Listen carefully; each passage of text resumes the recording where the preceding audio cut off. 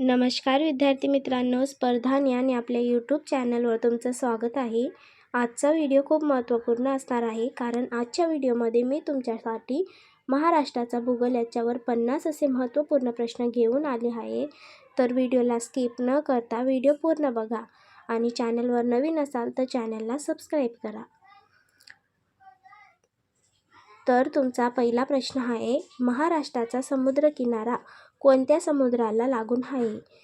उत्तर जर येत असेल तर कमेंट बॉक्समध्ये आन्सर देण्याचा प्रयत्न करा, जेणेकरून तुमची पण रिव्हिजन होईल।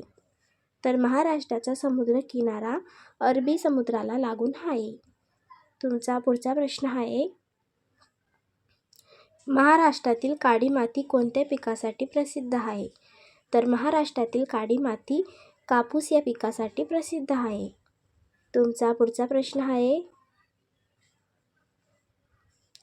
महाराष्ट्रातील प्रमुख पठार कोणते? तर महाराष्ट्रातील प्रमुख पठार हे दख्खनचे पठार आहे।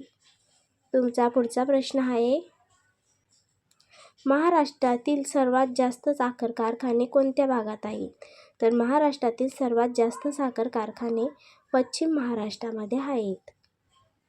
तुमचा पुढचा प्रश्न,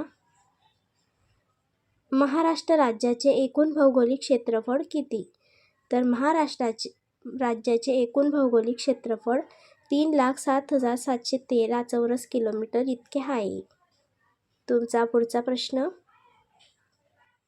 क्षेत्रफळाच्या दृष्टीने भारतात महाराष्ट्राचा कितवा क्रमांक लागतो? तर क्षेत्रफळाच्या दृष्टीने भारतात महाराष्ट्राचा 3रा क्रमांक लागतो। तुमचा पुढचा प्रश्न, महाराष्ट्राच्या उत्तरेस कोणती पर्वतरांगा आहे?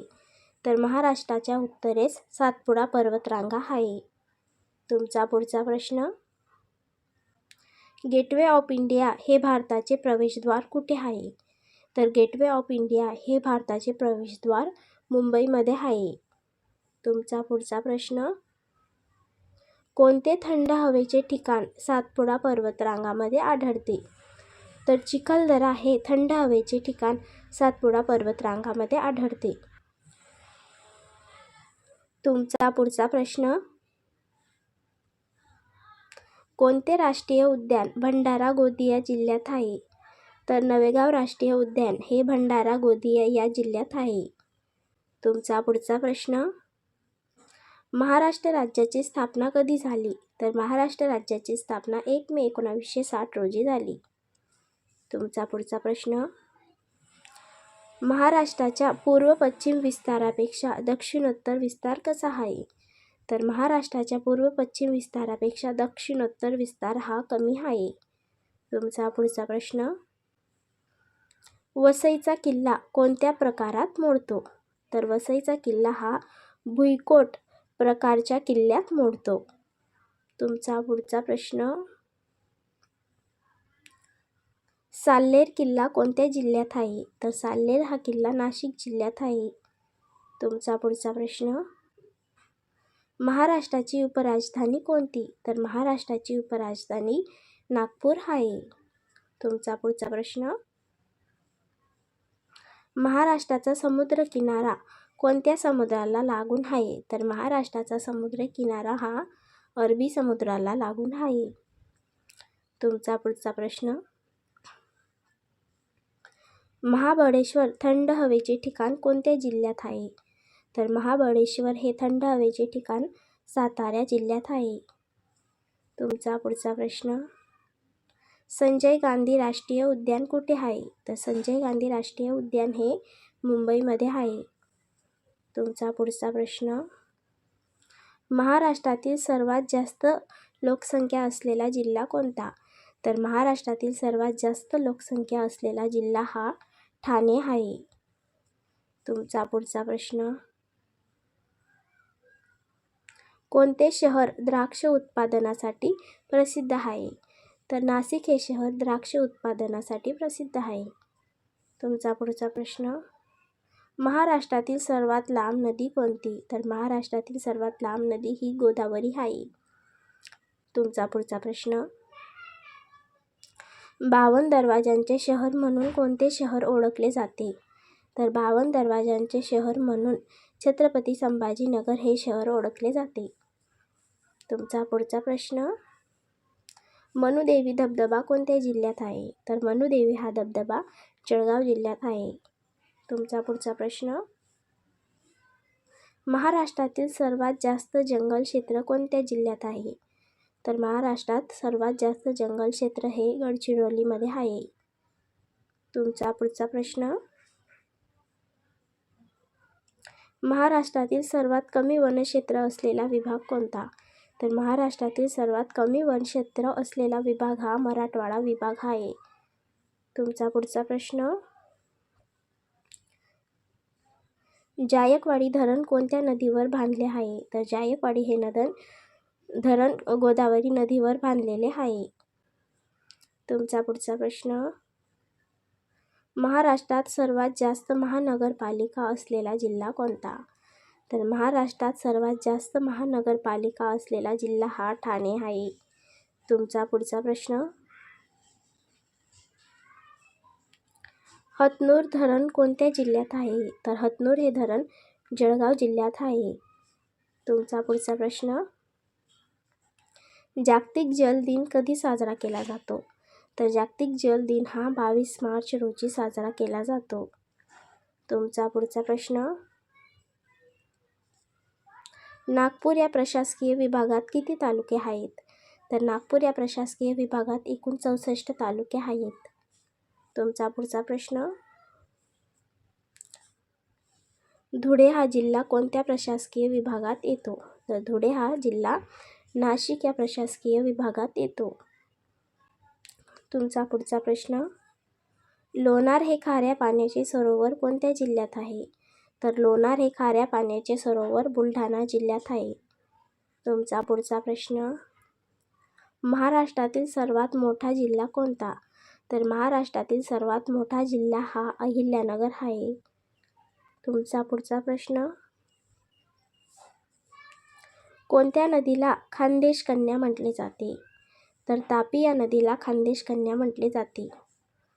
तुमचा पुढचा प्रश्न, महाराष्ट्रातील सर्वात उंच शिखर कोणते? तर महाराष्ट्रातील सर्वात उंच शिखर हे कळसुबाई शिखर आहे. तुमचा पुढचा प्रश्न, राष्ट्रीय महिला शेतकरी दिन कधी साजरा केला जातो?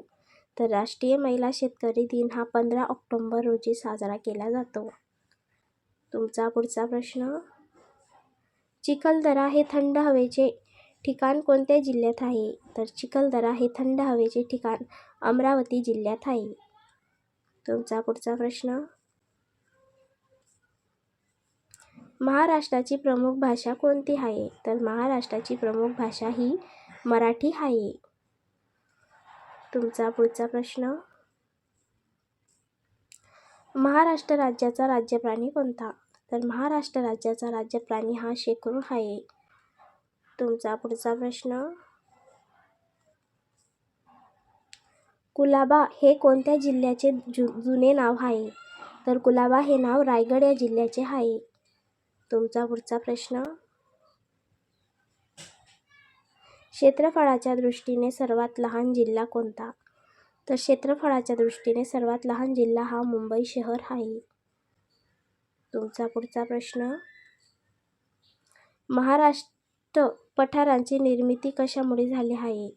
तर महाराष्ट्र पठारांची निर्मिती ज्वालामुखीच्या उद्रेकामुळे झालेली आहे. तुमचा पुढचा प्रश्न, महाराष्ट्राचे पठार कोणत्या खडकापासून बनले आहे? तर महाराष्ट्राचे पठार हे बेसॉल्ट या खडकापासून बनलेले आहे. तुमचा पुढचा प्रश्न, पंढरपूरमध्ये कोणती नदी आहे? तर पंढरपूरमध्ये भीमा ही नदी आहे. तुमचा पुढचा प्रश्न, पुणे ते मुंबई मार्गादरम्यान कोणता घाट आहे? तर पुणे ते मुंबई मार्गादरम्यान बोर घाट हा आहे. तुमचा पुढचा प्रश्न,